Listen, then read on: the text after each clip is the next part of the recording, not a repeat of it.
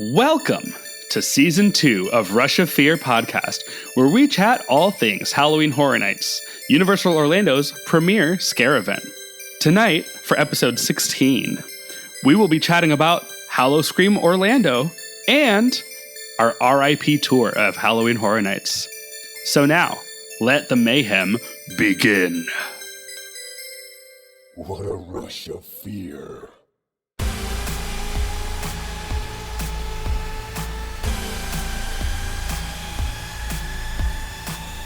Hey, everybody. Welcome. We're here. We've now all been to Halloween Horror Nights. We've all done it. Who's we all? Why, it's me, Mike, me and my co-hosts. First of all, the one who has now finally done the thing, Michelle. Hello. Hi, it's me, and I may or may not have fully recovered with my sleep. Oh, yeah. Yeah, after it was the a long weekend that we weekend. had, yeah. Yeah. However, you got less sleep than I did, so. Yeah, I always get less sleep than most people, I think. And then also our other great friend and co-host, Maddie. Hi, guys. Hi, great friend. Hi, great friends. I am also here. Scream Squad. Yes. Pod Squad, Scream Squad. We were Pod Squad, Scream Squad, Toon Squad, all of the above. Squad. Yeah. We're actually the Avengers. Oh, yes. So yeah, we had a long weekend of scares, and we're just gonna very free form talk about what we did and what we had, but we are not going to talk about our thoughts on the houses yet, right, Maddie? Yes, yeah. So this was Michelle's first weekend at Horror Nights. Luckily enough, it was an RIP tour. So like we'll talk about later, we got multiple run-throughs of houses, but she is still going one more time. So we're going to hang off on chit-chatting about our actual thoughts and opinions and the details of the houses, the scare zones, and the shows, just so that she can get one more weekend under her belt. And then our episode to end the season and the run of HHN will be our, I'm sure, hour and a half too long, 2-hour episode talking about all 10 houses, all 5 scare zones, both shows, and just our overall thoughts, opinions, and rankings. So stay tuned for that one. But for today, we're just chit-chatting about our tour and Howl-O-Scream. So, and just like last time, we should record that episode in a hotel room at the Grand Floridian. Oh, absolutely. Yes. Yes. If anybody wants to foot the bill for that.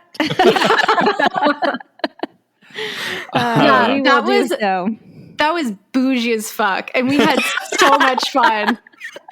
We ate at Steakhouse 71, and then we said, oh, let's go back to the Grand Floridian to Michelle's suite and record live in person. Oh my God. For the only time. This is the only time other than our opening weekend, like opening night reactions last year that we did on site, but which was fun too, other than the rain. Yeah, it was fun, but the rain definitely made it very difficult. Yeah.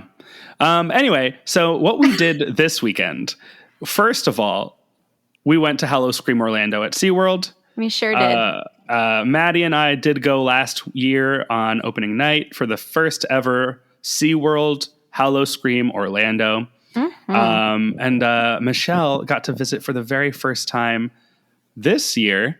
So, let's talk about it. We had a night of Howl-O-Scream at SeaWorld Orlando.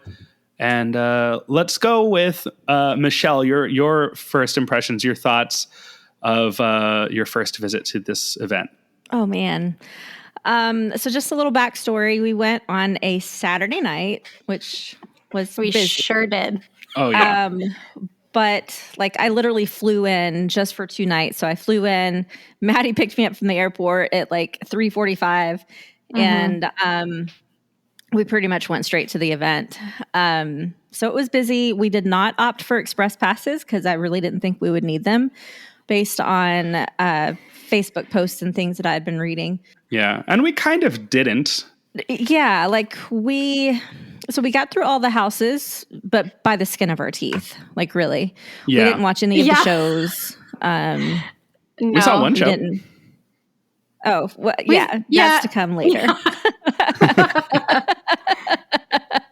But yeah, so we were not invited by them. So this is a completely unbiased opinion from all three of Yeah. us.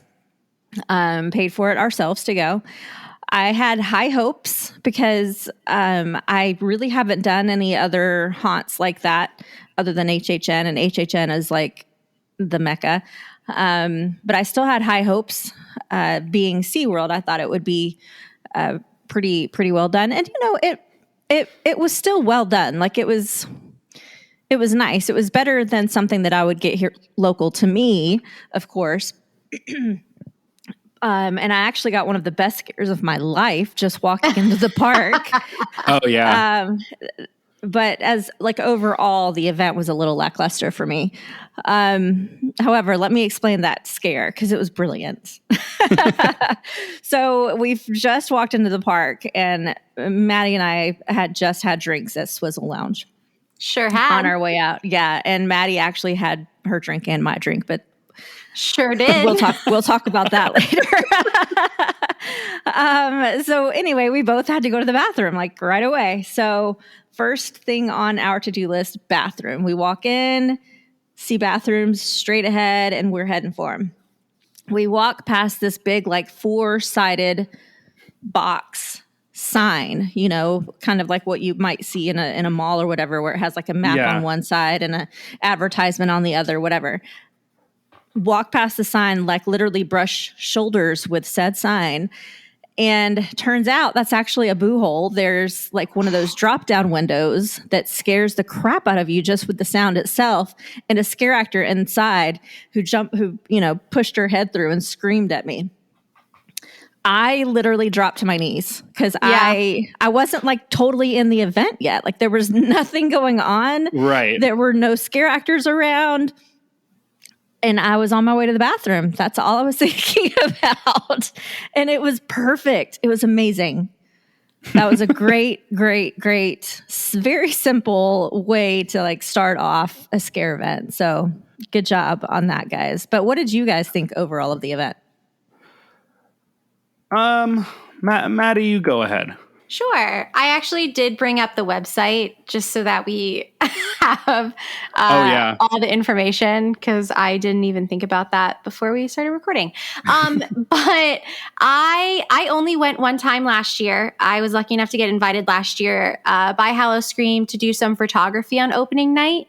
And like Kenneth said, it was the very first night of the first ever Howl-O-Scream at SeaWorld Orlando. And it was also like towards the end kind of part of COVID, but like right before the resurgence of last year. So, we were still social distancing, and it was also raining. So it was, I had opinions on last year. I definitely didn't have like great run-throughs of houses, and I'm also not used to local haunts as well. Like Horror Nights is really the only haunt that I've done. So I obviously had the Horror Night expectations, which, it is what it is. Not everyone can be Horror Nights running for 31 years. Like they have a huge backing, a huge fan base. But it was fun. Like we had a really good time last year, and we also had a fantastic time this year. I don't think we've ever spent more time together, like in a single amount of like single weekend. Right. Yeah. That was fun. Yeah. But yeah, so this year they added a house, which was exciting. So they're now up to 5 houses. Yeah. They had, I think, a lot more scare zones than last year. Everything was a lot more organized, which was very nice. They opened up more of the park, including the bridge back over to like the entrance area for Howl-O-Scream, which that was very nice. Oh my gosh, that was a huge thing, because last year we didn't realize that. So we made it all the way to the end of the C shape, and then we had to walk all the way back around because there was no crossover. You could go as far as like that like restaurant that's next to Mako, like that Shark Tank restaurant. Yeah. And then you had to turn around and go back. Yeah. So now you can at least complete a circuit of the park. Yeah, the portion of the park that's open. Right. They opened up the bridge over by the actual entrance to SeaWorld, because the entrance to Howl-O-Scream is in a different section. It's over by like the educational entrance. Yeah, it's like that courtyard behind where Wild Arctic is, or was, I guess. Yeah. And they had, let's see, what else did they have? They had more shows this year. So they had they had Monster Stomp like last year, inside the amphitheater. But they also had the Siren Song, which they also had last year. That was over by the Wild Arctic area, and that has all the sirens from like the advertisements and everything. But they had two more. They had Lurking in the Depths and Adventurer's Tale, which we didn't see, and I also don't know where it is in the park. No. And then they have the Lost Souls Hideaway, which we did attend, and we will talk about a little bit later. But yeah, so the houses themselves, I guess there's a cohesive theme with them, right? Like each house is supposed to be based on one of the sirens, and each siren is like a different. What were the 5 different sirens? There's like an ice one, a plants one, a library one, a water one. Yeah, water the one. water one, I think, is the water one is for the pirate's house. Oh, is it? I thought it was the cruise ship. No, I don't think there was a siren in the cruise ship one.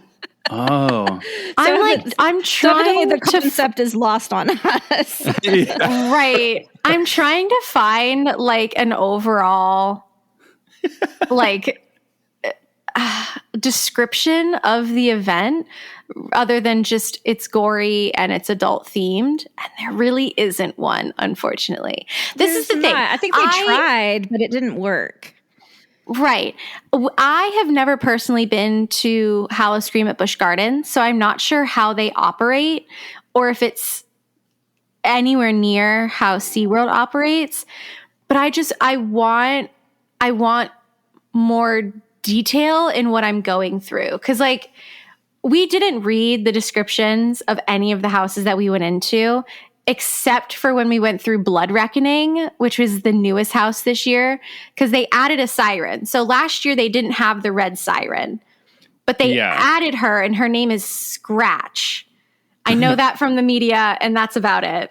And that's she a good has one, the house. because it made me scratch my head walking through the house. I was like, what the heck was that? But they added her house, Blood Reckoning, back over by Manta. But yeah, the Siren of the Sea cruise ship one this year, which replaced the hotel one from last year, I think that was the only one that didn't have a siren. Okay. I wasn't sure. Yeah, I kind of forgot about the sirens every time. The storylines, if they were there, didn't really compute.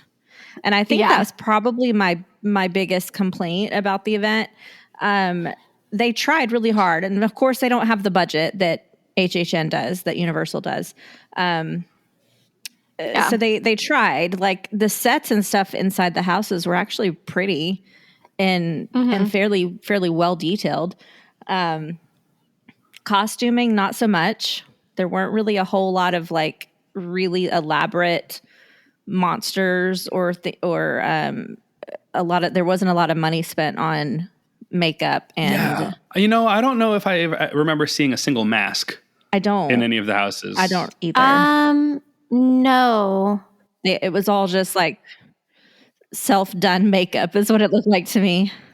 Yeah, so the sirens and then the siren like henchmen that are a part of the Siren Song show, they all have prosthetics. I have a couple of friends who play those characters, those scare actors, and they all have prosthetics. They have the teeth to make them look all spooky, scary. But a lot of the makeup for local haunts, including Howl-O-Scream, is all like airbrush or a face paint with just splatters of blood. Because when I was a scare actor back in 29 for Horror Nights, I also double dipped and was a scare actor for oh my gosh, what was it called?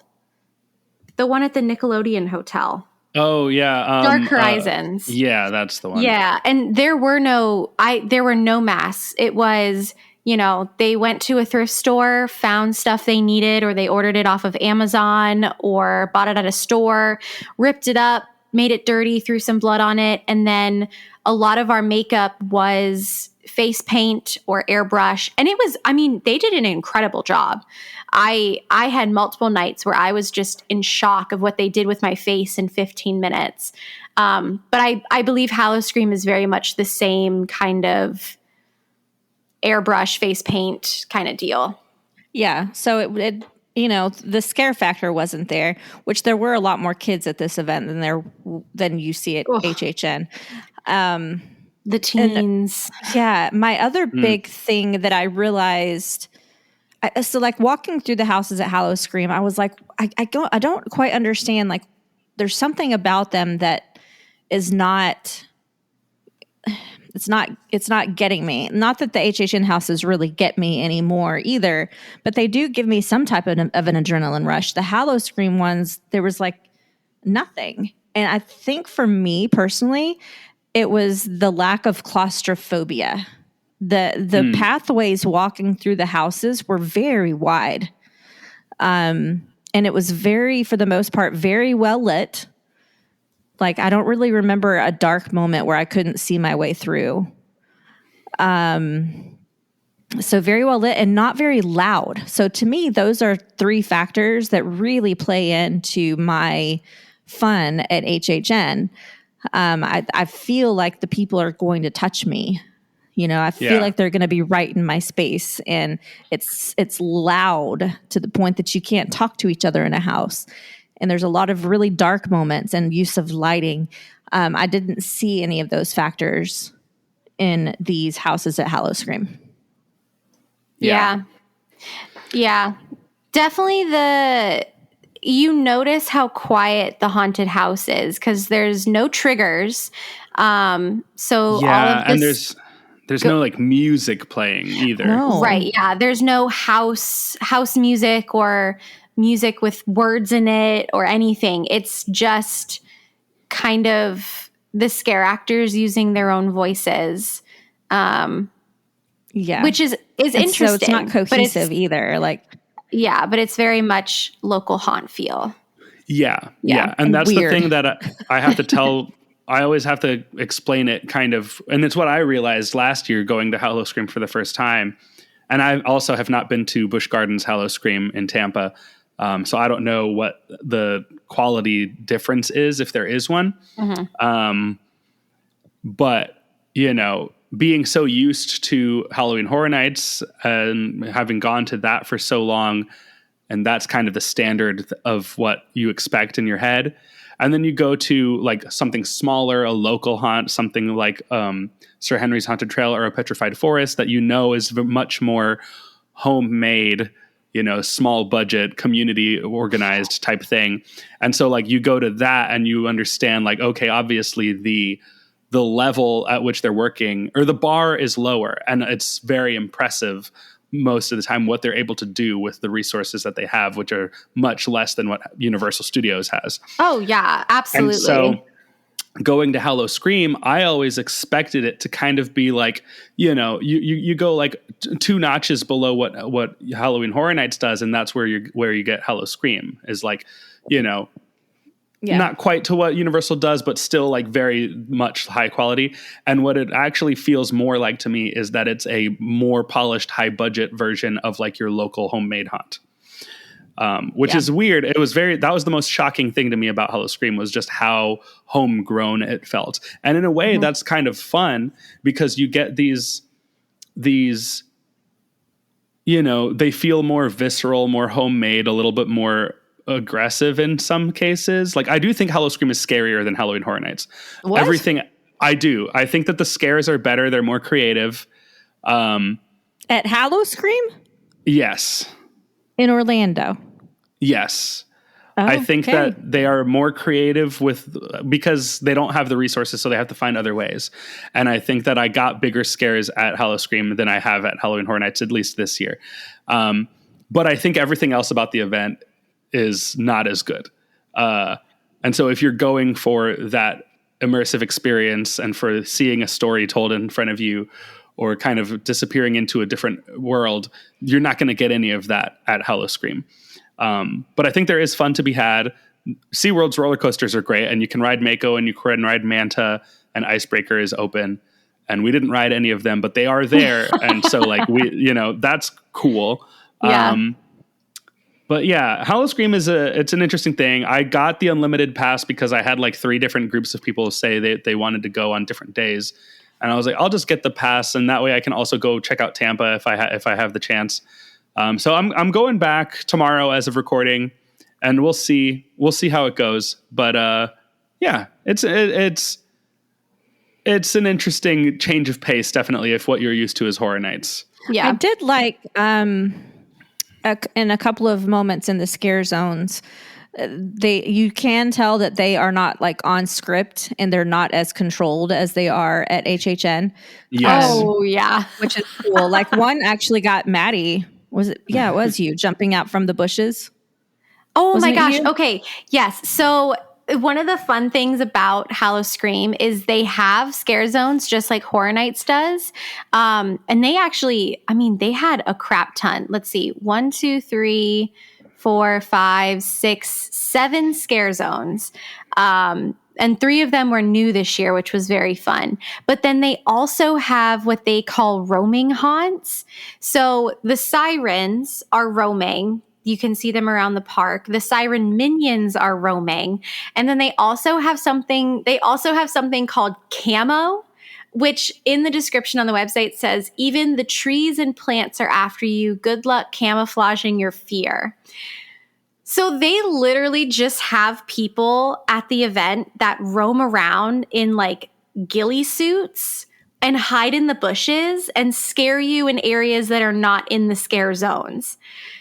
So last year, and we've talked about it before, I don't really get scared. I don't know what it is about me, but it doesn't happen very often.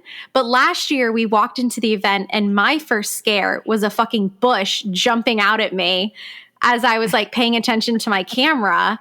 And then this year, the same thing happened because I forgot about it. I don't even remember where we were. I think we were over by the sharks. Yeah, somewhere. Yeah, we were over by like the shark area and the bush jumped out at me and I like Heisman Trophy style was like, ah! Which that's something that they don't have to do, but they have so much dead space in their park just because of the way that it's kind of built that it's so fun for them to just have these people in ghillie suits jumping out of the bushes when they didn't have space to put a scare zone in. Yeah. It's great. Like that's so fun. Like you always have to be on your guard. Yeah, for sure. And they do interact with you a lot more. Oh yeah, than you get at HHN. Like I've had a full-on conversation with one scare actor. Yeah, you sure did. Yeah.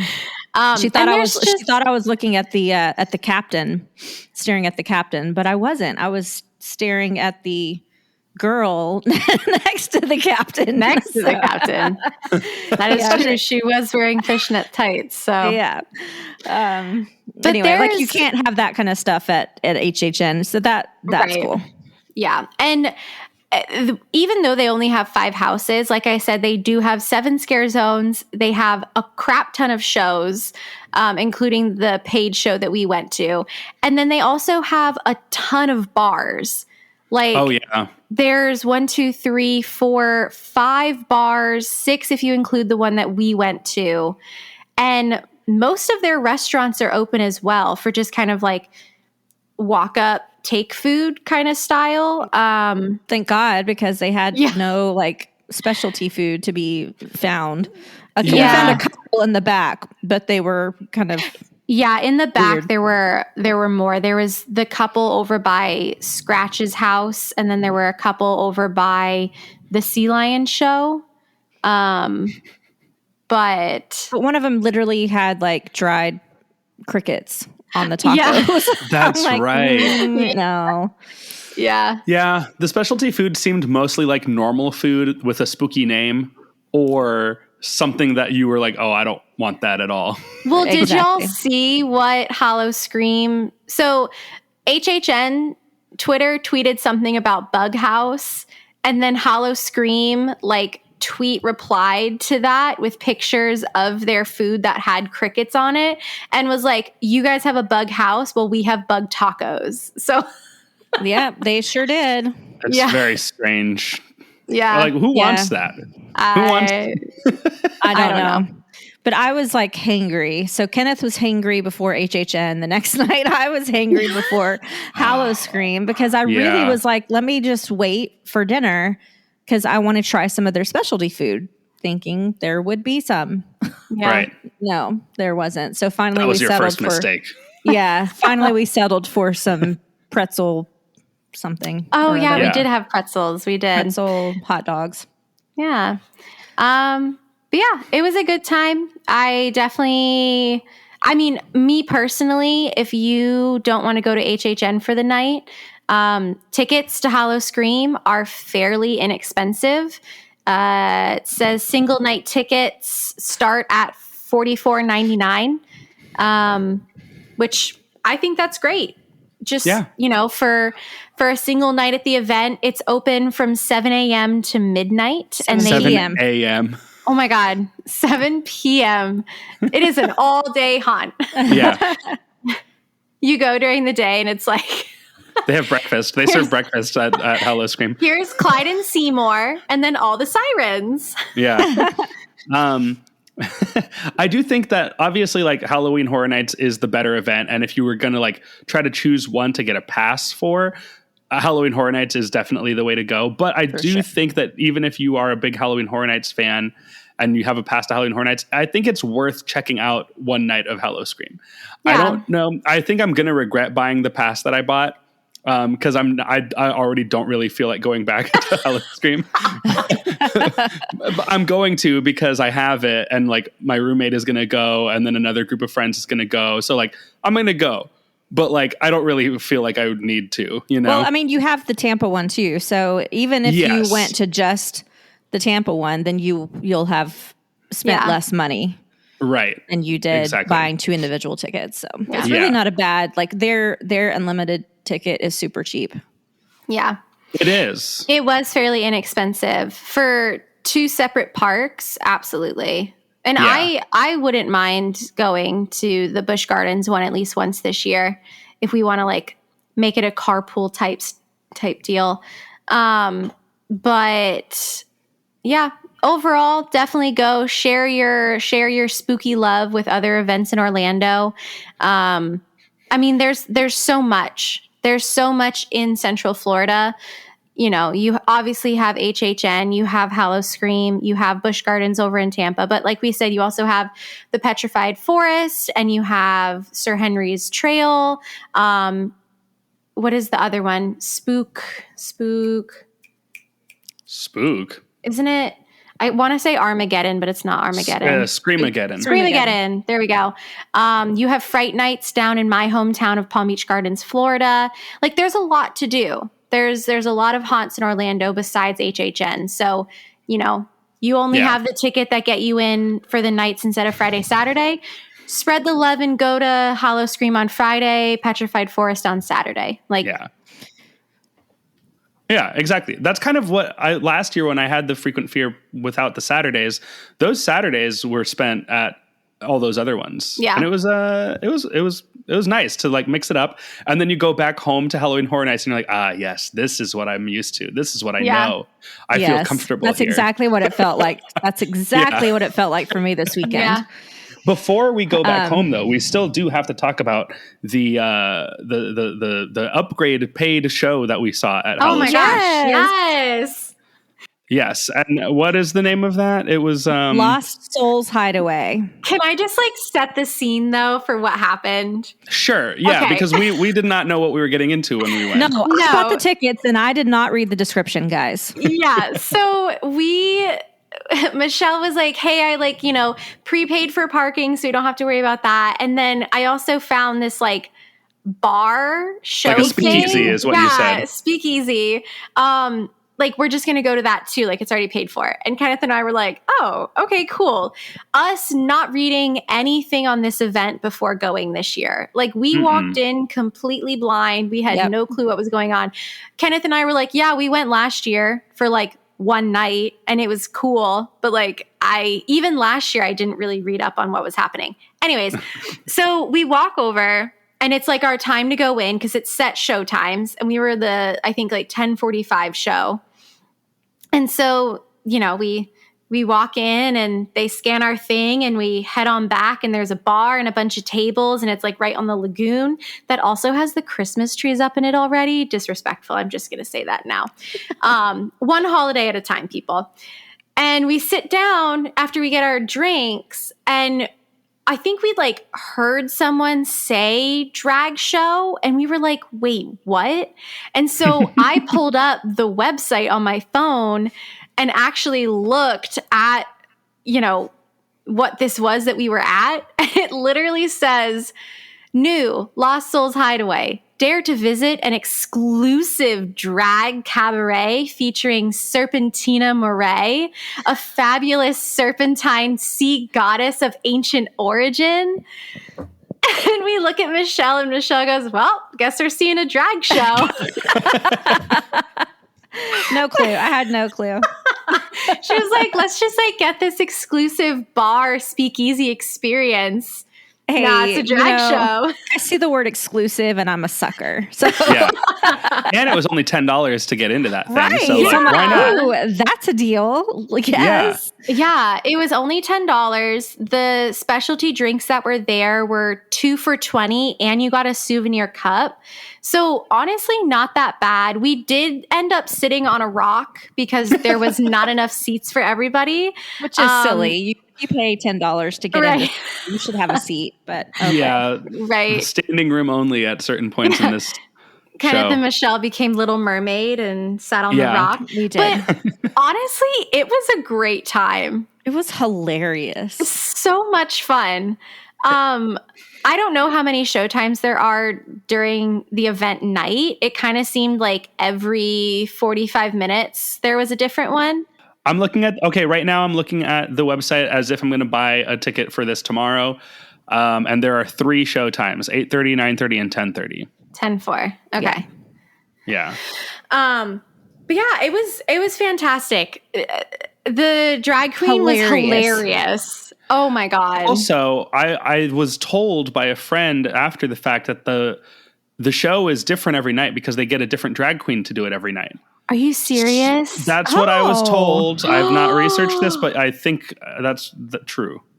This is Orlando, so that would make sense. There is an abundance. We do.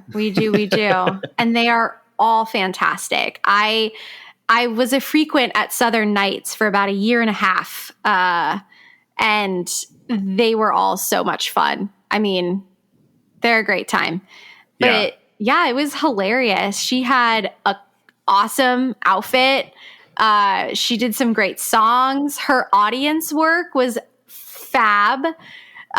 There was a cute little lesbian couple off in the corner, and she like frequented, not making fun of, but like pulling out lesbian stereotypes when talking to them. Oh God, that was super hilarious. great. She really loved the bald guys in the audience, but clearly didn't see Kenneth, who was bald and bearded. Not every time it was like, ooh, hey, another sexy bald guy. And I was like, hello. And you were actively standing up. Like, I was like, what about me? Shafted by the drag queen. I know. I'm going to have to go yeah. buy one of those shirts from Universal that says another sexy bald guy just so that this drag queen will notice me. Oh no. It was so good. It was funny as hell. Highly recommend if you go to Howl-O-Scream and you have the extra $10, go see this show because you will not be disappointed. It was very, very fun.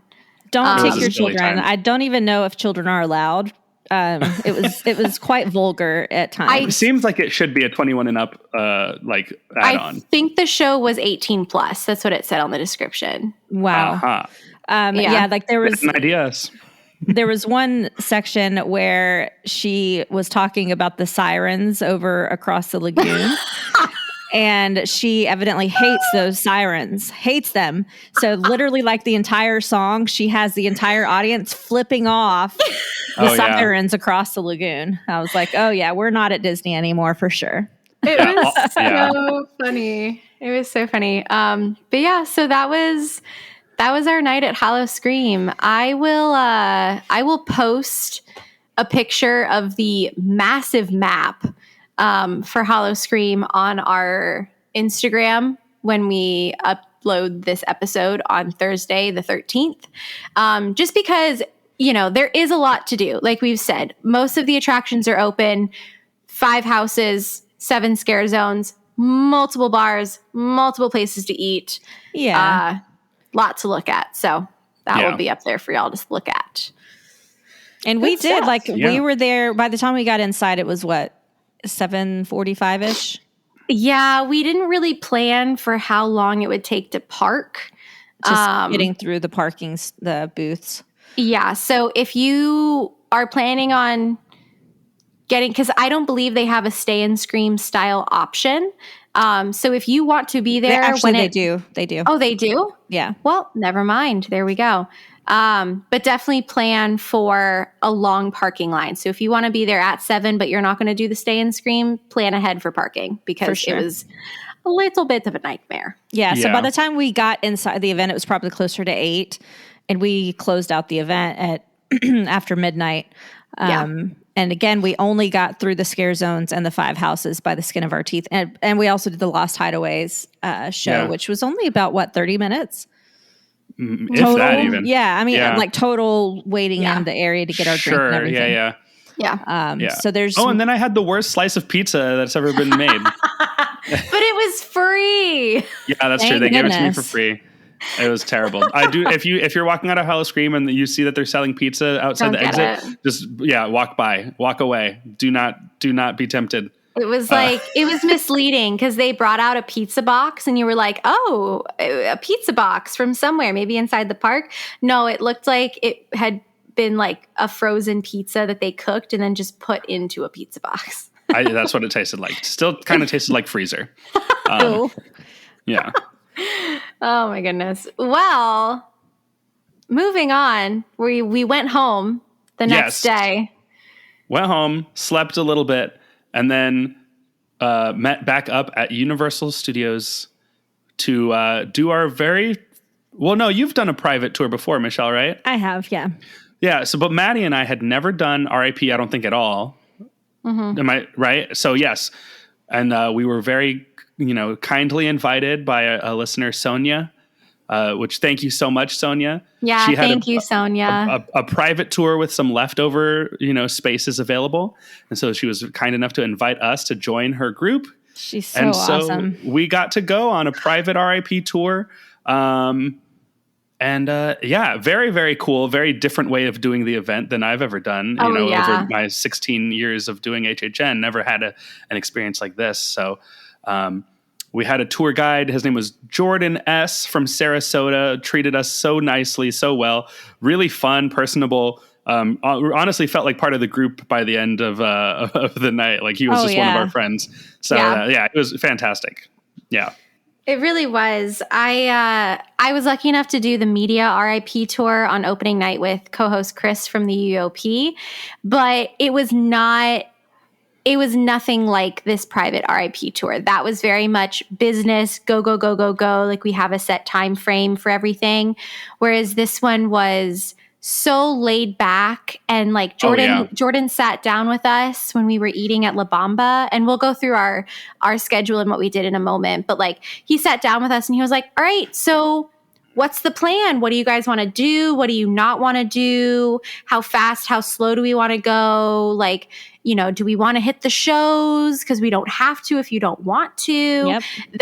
It was only one show now. Only one show now, unfortunately, yes. But yeah, it was so the private RIP tour, you make the schedule, whereas the public general RIP tour is very much, you do the 10 houses, you do the 2 shows, you walk through the scare zones, you're done. But yeah, it was completely personalized and so much fun. And I have never felt bougier in my entire life. Right. Just FYI, when you do a non-private RIP tour, that's kind of like what it's like with the media tour, where you don't get to decide. Like they'll ask your group, because you will be grouped in with people that you don't know. So they'll kind of ask the group and poll the group on how you want the night to go. But for the most part, the guide is the one that decides how the group will go. And you just get one walkthrough of each house. So a private RIP tour, like Kenneth said, whatever you want goes. If you literally want to do nothing but one house all night long over and over again, you can. Yeah. Yeah. We got a little bit of a taste of that at one point. I did not stay the whole night because I had worked that day and I didn't get much sleep the night before because we were at Howl-O-Scream. And so I was exhausted. So I ended up leaving around before 10:30. And by then we had already done all 10 houses and done 3 of them twice. So, you know, and we were like, we spent maybe half an hour like just sitting at the upstairs bar in Jimmy Fallon.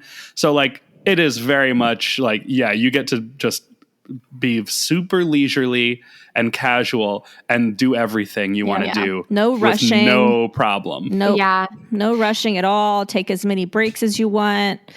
Stop for food as often as you want, because there's no rush. You're going to get to do everything you want at least once. Yeah.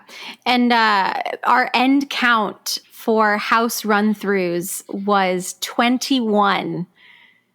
21 runs through multiple houses. 10 houses total, and we did it 21 times. So did you do everything twice and then you did? No, we did some things 3 times. Oh, okay. So, and then that means that there were some things that you only did once. Correct. Yeah. Okay. So let's start at the beginning. So we checked in. I think our check-in time was about 5:30. Yeah, it was. So 5:30 we checked in. Sonia checked in over at the kind of RIP tour hub off to the side by guest relations. I'm not entirely sure about how that process went, but we just kind of followed her lead and walked in. And they were like, private? And Sonia was like, yeah. And they sent us upstairs and we sat there for a couple minutes. And then they sent us into this big kind of banquet room in the upstairs section that overlooks the park entrance. And that was super cool. If you saw some of our Instagram stories from that day, like that, it was that point where I was like, oh, I get it. Yeah. This is the 1% lifestyle. Yeah, for sure. And Jordan met us and he gave us our lanyards. And this year, so in past years, they had only done buttons for the Unmasking the Horror tours. But this year they're doing buttons for the Unmasking the Horror and the RIP tour. So that was a super fun bonus. Oh, yeah. Yeah. And then what did we do after that? He asked us if we wanted to go ahead and head into the event, or if we wanted, or no, he asked us if we wanted to watch the opening show, or if we wanted to head over to La Bamba. And our group said, food, La Bamba. So we went over there. But we didn't all kill each other because we were all so hungry. I've never been more hangry in my whole life. I was about to bite Maddie. Yeah. I feared for my life. Like she'd be trying to talk to me and I would just be like, I can't focus on anything. You have to stop. We have to go to Hot Dog Hall of Fame. We tried to like purchase the Little Boo pillow and the Little Boo purse for one of Kenneth's friends.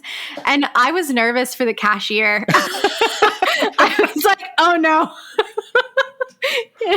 this is not going to end well.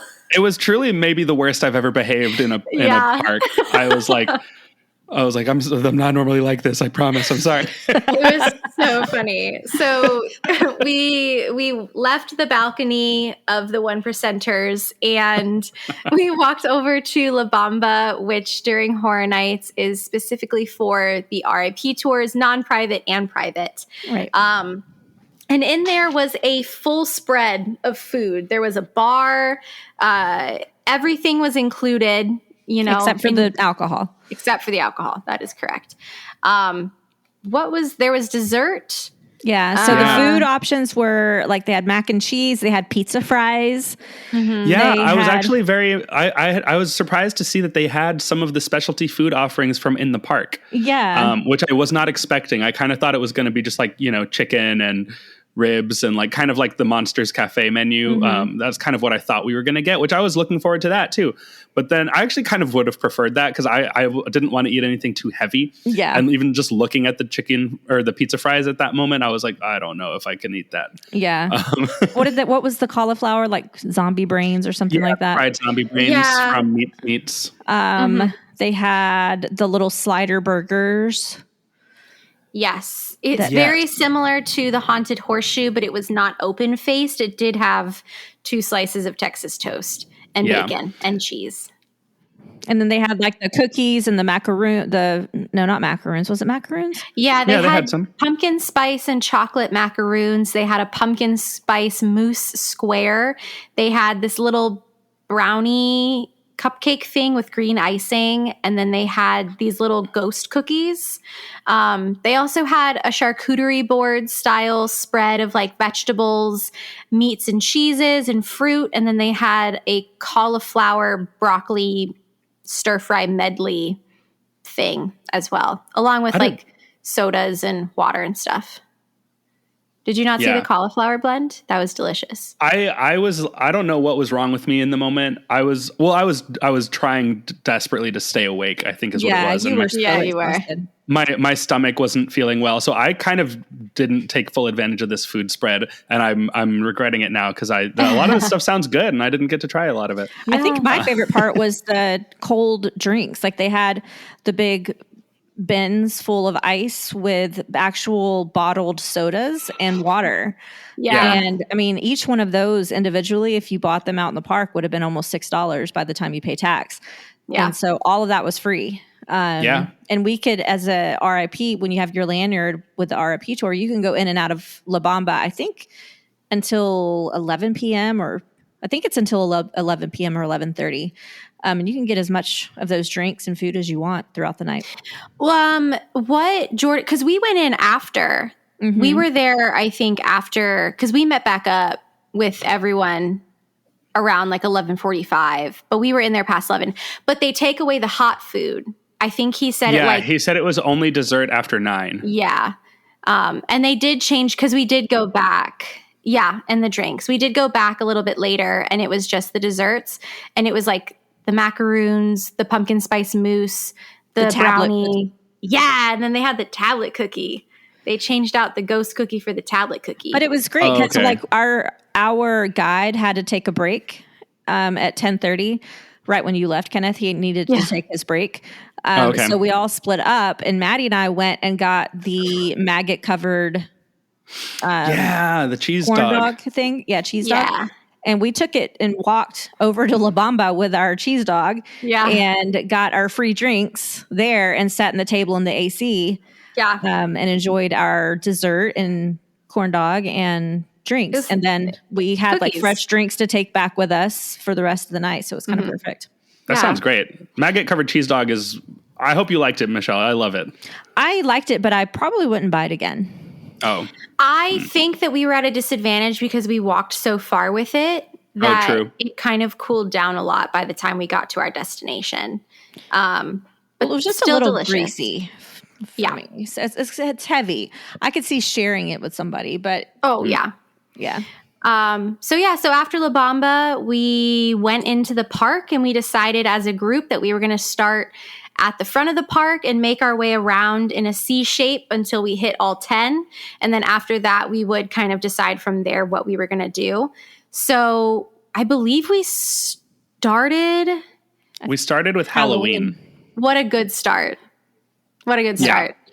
So we started with Halloween, and then we hit like Spirit of the Coven. I think was Hellblock second? It might have been, because the RIP entrances for the houses are in a different order. Right. But yeah, so we did Halloween, Hellblock, Spirit. We then did Dead Man's Pier, and Fiesta de Chupacabra. Mm-hmm. And then we went to... Then we went upstairs in Jimmy Fallon, and that was all before 8 p.m. Oh, yeah.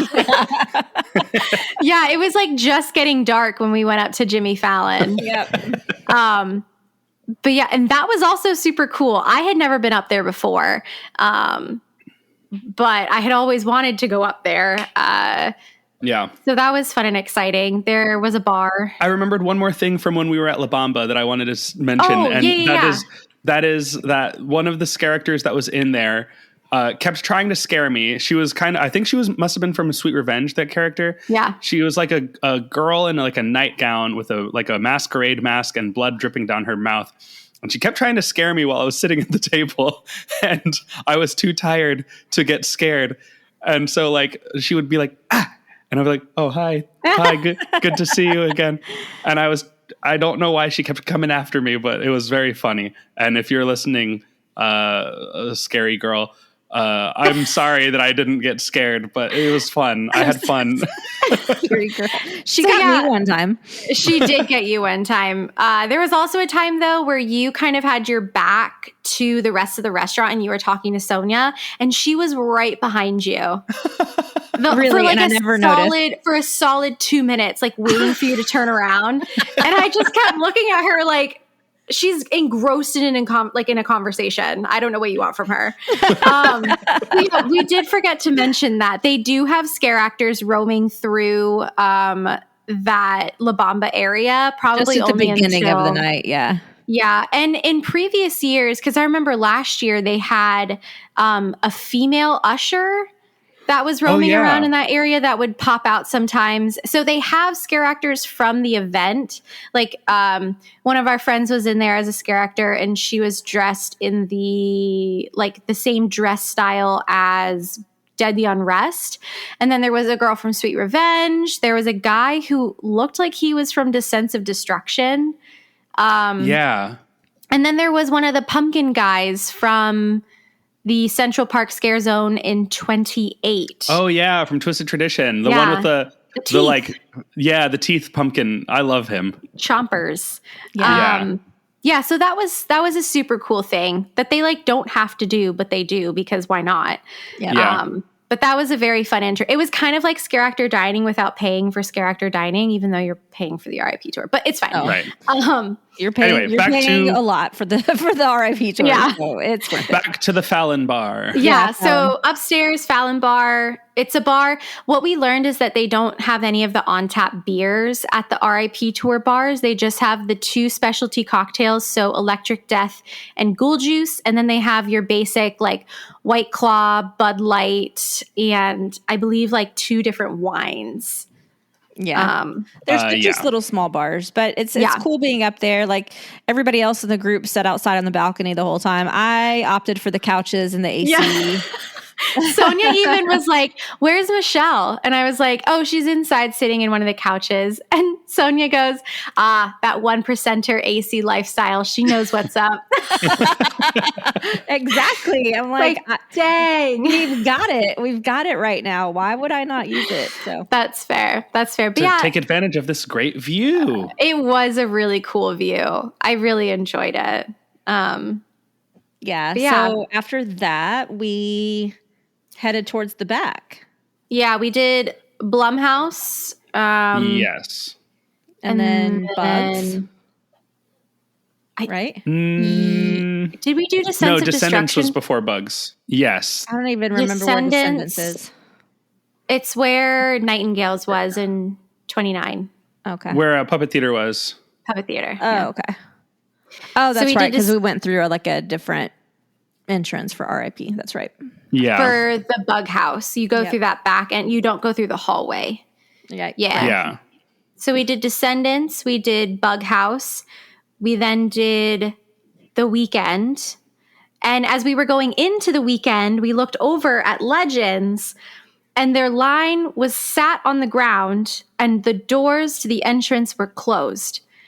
And Jordan was like, I will find out what's going on. Because I think that was like the number one for everyone. Everyone was like, we have to do Legends. I think like Legends and Halloween were like the two things that everyone wanted to do. So we did the weekend, and then we got out of the weekend, and we looked over, and they were all still sat on the ground. And we said, okay, so what do we do now? And I think as a group, we decided like, let's just do the weekend again.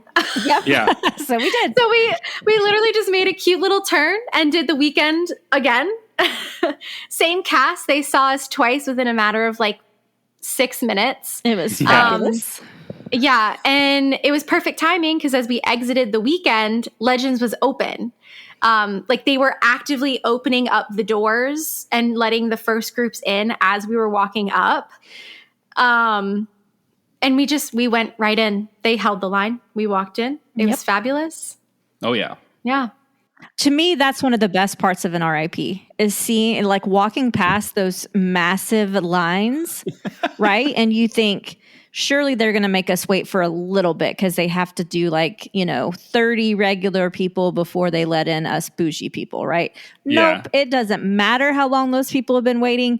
You walk up, they hold the line. Literally somebody steps in front of the line and puts their arms out and says, stop. And we just walk right in. Yep. Yeah. Which is wild. As many Completely times as you wild. want. As many times. Yeah. What did we do after Legends? We did we do House it again. We did Legends twice in a row. Yep, and we did Bug House again. Yeah. We did do Bug House again. And that's when I left. Yep. Yes. You left, and then I think right after you left and we did Bug House, we then stopped for our break. Or he said he was going to try to do the immigration tour. Did you guys end up doing that? Oh my gosh, yes. Yeah. When did we do that? I think it was Did we right do then that? when Kenneth left. Yes. So we did Bug House, and then Kenneth left, and then we did the immigration tour, and we were going to ride Men in Black, but Men in Black was down. Yep. So after the immigration tour, yes, that is when we split off for our hour-long break. I think all of them went to like Starbucks. And so there's the 3 spots where RIP can go exclusively. It's La Bamba, the Jimmy Fallon bar, and then Lombard's. So inside Lombard's, I guess it's like food to order. Like you pay for the food and they bring it to you. And then there's a bar back there as well. But it's just like a space for the RIP tour guides and like everyone to sit and hang out and like relax. So yeah, we went to go get our maggot covered cheese corn dogs. And then we went to Cafe La Bamba. Cafe La Bamba. We sat, we chilled, we snacked. And then we went over, we hit a couple of the scare zones along the way because obviously it was Michelle's first night. And we had We actually went the long way specifically to hit some scare zones. Because when you're on an RIP tour, unless you specifically tell them, let's go slow through the zones, they really, you just walk through them, and they don't really pay attention. we zoomed. Yeah. So we saw all the scare zones except for Sweet Revenge because something was going on when we walked through it and there were no scare actors on the street. Yeah. And we spent a little bit of time in Conjure the Dark and we watched one of their stage shows that they do. And then we went into Lombard's. And I have never been inside Lombard. This was just a day of firsts for everyone. I had never been inside of Lombard's at all in my 26, almost 7 years of life going to Universal. That you go so often and you still had so many firsts in one night. Right. Yeah. Oh, I guess we didn't really talk about the immigration tour. That was awesome. That was also your first time doing that, right? It was, yeah.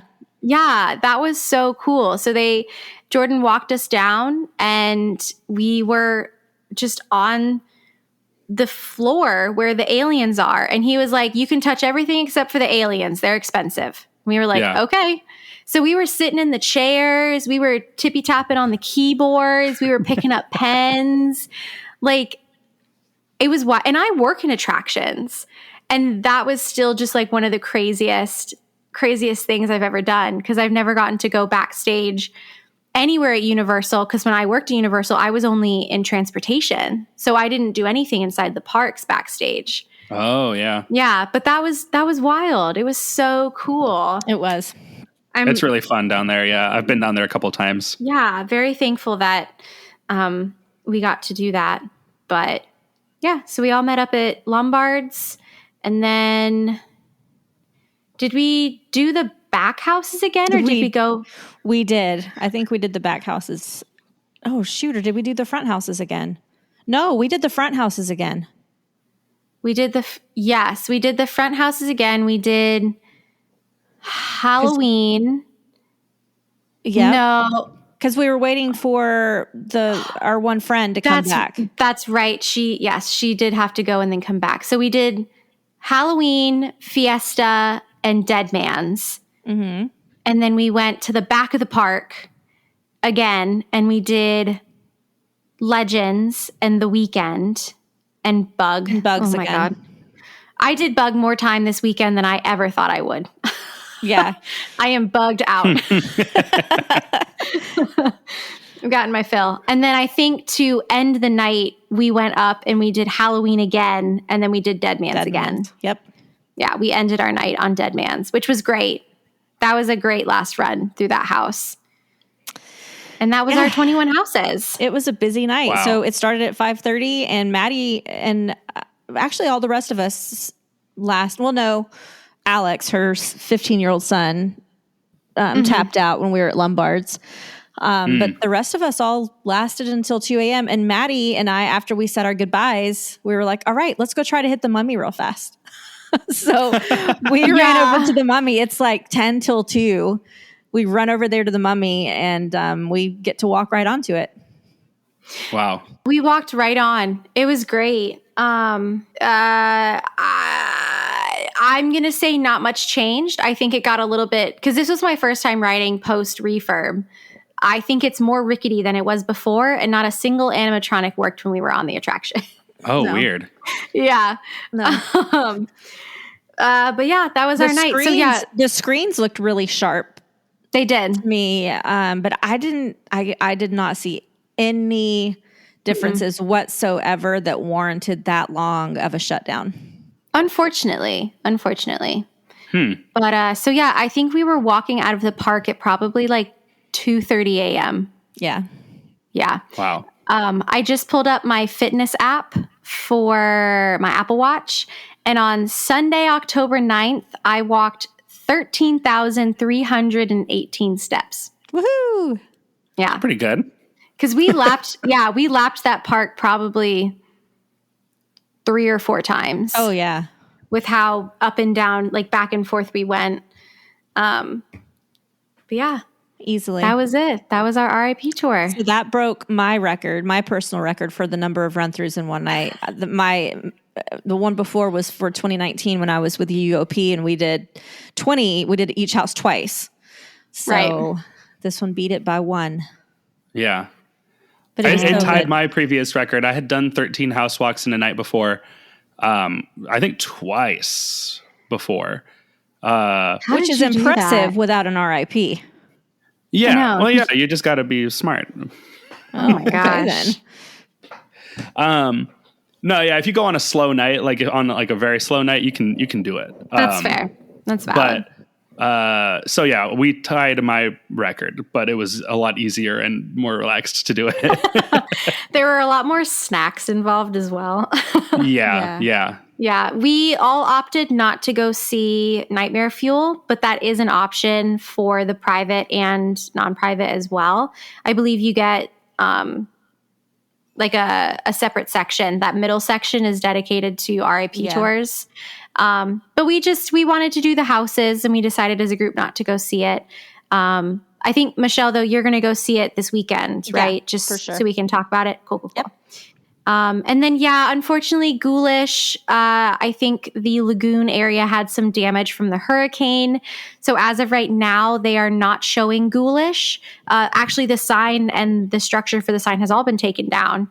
But I guess they might bring it back by the end of the run if they can get it up and running. But Universal, I guess, has made no promises on if that's going to happen. But if you haven't seen it and you want to watch it, you can head over to the unofficial Universal Orlando podcast YouTube, and it is there for you to enjoy. I didn't know that. Yeah, we filmed it. Mm-hmm. Nice. Yeah. Well, overall, my first impression, it was a great night. RIP aside, it was a fabulous event. Scare zones were awesome. The quality of everything, including costumes, incredible. I really loved their use of black lights this year inside the houses. I'm not going to go into great detail about where, but I really loved those effects. I enjoyed the houses a lot. It's a great, really strong year. Yeah, I think so too. Yeah. I'm excited to see if my rankings change at all after next weekend or this coming weekend, because I've already done my ranking list with UOP, which should be coming out, I think next Tuesday. So we shall see if one more night of it changes that at all. Yeah. And you're going to have Express for this one, right? Yes. Yeah. Cool. Yeah. So yeah, Hellblock and Spirit were the only things that we did once, but everything else at the event. Oh, and no, we did Descents of Destruction twice. Yeah. Everything else we did either twice, 3 times, and I honestly think we did Legends 4 times. Wow. That's possible. Yeah. I think so, because we lapped it twice, like back to back. Back to back. But yeah, it was fantastic. I'm so happy that I got to experience it with you guys, and our group was fantastic. Shout out to Sonia for inviting us once again. Yeah, and all the rest of the people that were with her too. Family and friends. It was a great group. It really was. They were all so much fun. So much fun. And Jordan, our tour guide, shout out to Jordan. Yes. He was fantastic. Hilarious. Really great puns. Lots of puns at the start of every house. He had one for everything. Yes, so many dad jokes. Oh, he was great. Yeah. But yeah, so that was our horror-filled weekend.